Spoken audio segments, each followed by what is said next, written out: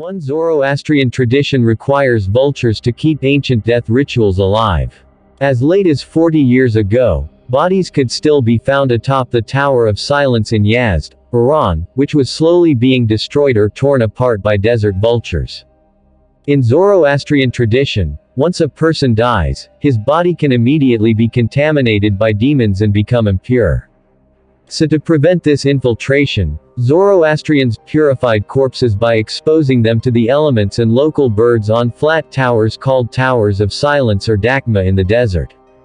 One of these Zoroastrian traditions requires vultures to keep ancient funeral rituals alive.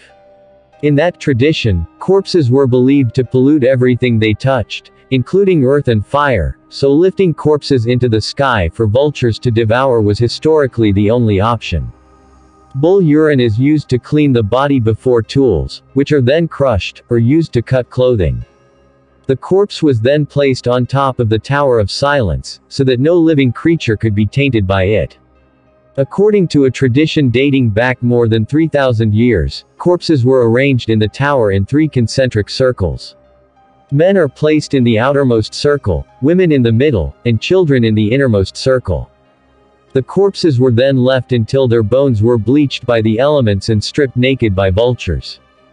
After the purification process, the bones were placed in an ossuary near or inside the tower.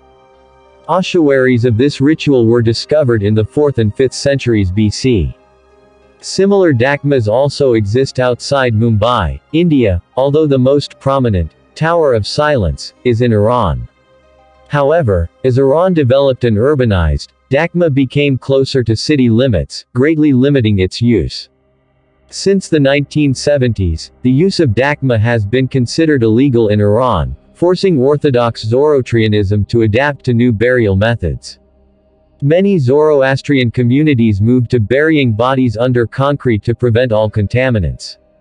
Although the tower is no longer used in ceremonies, it can still be visited along with a number of ossuaries in the area. The circumference of the dakma, a structure without a roof, with only one iron door with a padlock and walls about 3.96 meters high, about 91.44 meters. It could be less, but not much for predatory birds like vultures to get in and out.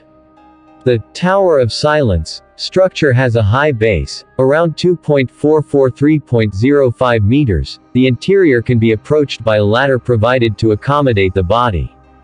The outermost row is for men, the middle row is for women, and the innermost row is for children.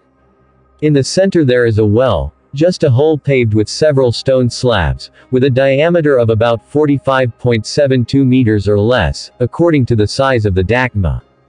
The body of the deceased, after being laid to rest, was stripped of its clothes which were then destroyed, then the body was thrown away within an hour by dozens of birds, especially vultures, and only the bones remained.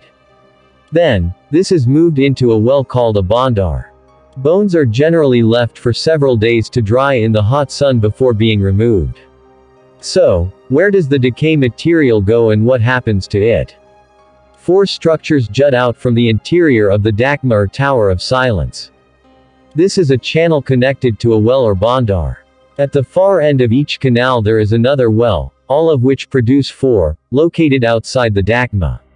Each outer well contains a thick layer of sand and charcoal.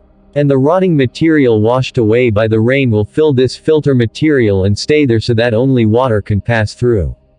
Bones, exposed to air, water and heat, become completely dry and destroyed.